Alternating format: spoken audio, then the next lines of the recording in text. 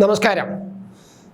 ഹൈക്കോടതിയുടെ നിർദ്ദേശപ്രകാരം സെനറ്റ് അംഗങ്ങളായി ഗവർണർ നാമനിർദ്ദേശം ചെയ്ത സെനറ്റ് അംഗങ്ങളെ SFIക്കാർ യൂണിവേഴ്സിറ്റി ക്യാമ്പസിലേക്ക് കടക്കാൻ അനുവദിക്കാതെ തടഞ്ഞു നിർത്തുകയും ഉപരോധിക്കുകയും ഭീഷണിപ്പെടുത്തി തിരിച്ചുവിടുകയും ചെയ്ത സംഭവം ഹൈക്കോടതിയിൽ വലിയ വിഷയമാകും. ഗവർണറും രാജ്ഭവനും അതിനെതിരെ ഹൈക്കോടതിയെ സമീപിക്കുന്നു. ഹൈക്കോടതിയിൽ നിന്നും വളരെ നിർണായകമായ തീരുമാനം ഉടൻ ഉണ്ടാകും എന്നാണ് അറിയുന്നത്. ഇന്നലെ കാലിക്കറ്റ് സർവകലാശാലയിലെ സെനറ്റ് യോഗം നടന്നിരുന്നു. ആ സെനറ്റ് യോഗത്തിൽ ചാൻസലർ നിയമിച്ച 12 അംഗങ്ങളെ തടയുകയാണ് ഉണ്ടായത്. ജനാധിപത്യ വിരുദ്ധമായിട്ടാണ് സെനറ്റിലേക്ക് ചാൻസലർ നാമനിർദ്ദേശം ചെയ്തിരിക്കുന്നത് എന്നാണ് SFI ആരോപിക്കുന്നത്.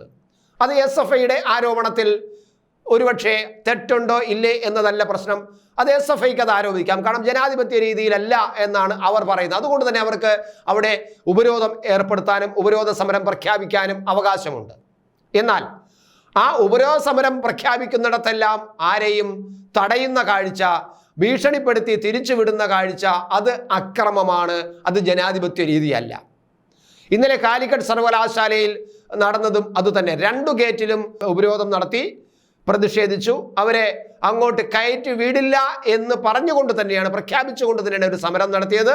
പക്ഷേ അതൊക്കെ സാധാരണ സമരമാണ്. കാരണം സെക്രട്ടേറിയറ്റ് ഉപരോധം, അതുപോലെ തന്നെ മറ്റ് ഓഫീസ് കേന്ദ്രങ്ങൾ, പോസ്റ്റ് ഓഫീസ് ഉപരോധം, അതല്ലെങ്കിൽ രാജ്ഭവൻ ഉപരോധം എന്നൊക്കെ നമ്മൾ ധാരാളം കേട്ടിട്ടുണ്ട്. അത്തരം സമര രീതികളും സമരങ്ങളും നമ്മൾ കണ്ടിട്ടുണ്ട്.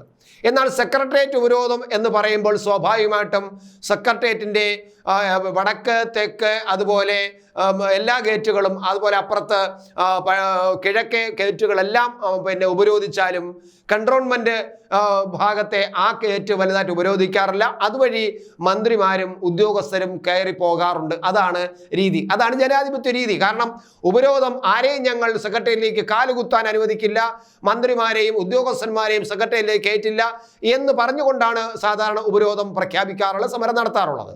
പക്ഷേ അങ്ങനെ പറയുന്ന സമരത്തിൽ പോലും ആ കൺട്രോൾമെൻറ്റ് ഗേറ്റ് വഴി എല്ലാവരെയും കയറ്റി വിടുക ഒരു സ്വാഭാവിക രീതിയാണ്. കാരണം അത് സമരം നമ്മൾ നടത്തുന്നുണ്ടെങ്കിൽ പോലും ആ പ്രവർത്തനങ്ങൾ മുടങ്ങാൻ പാടില്ല എന്നുള്ളത് കൊണ്ടാണ്. ഇവിടെ ഈ ഗവർണർ അതല്ലെങ്കിൽ ചാൻസലർ നിയമിച്ചത് തെറ്റായ വഴിയിലൂടെയാണ് എന്ന് ആരോപിക്കുമ്പോഴും അവരെ സെനറ്റ് യോഗത്തിൽ പങ്കെടുപ്പിക്കില്ല എന്ന് പറയുമ്പോഴും അത് അക്ഷരാർത്ഥത്തിൽ നടപ്പിലാക്കാൻ SFI ശ്രമിച്ചിരിക്കുന്നു. അത് SFIയുടെ വേണമെങ്കിൽ വിജയമെന്ന് പറയാം. പക്ഷേ കോടതി അലക്ഷ്യമാണ് അത് എന്നത് ഇപ്പോൾ ഇതാ പുറത്തു വന്നിരിക്കുന്നു.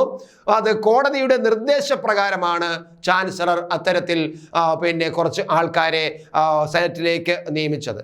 ഇവർ രാവിലെ 10 മണിക്കുള്ള യോഗത്തിലേക്ക് 8 മണിക്ക് തന്നെ ഈ അംഗങ്ങൾ സെനറ്റിലേക്ക് കടക്കാൻ, യൂണിവേഴ്സിറ്റിയിലേക്ക് കടക്കാൻ വന്നു.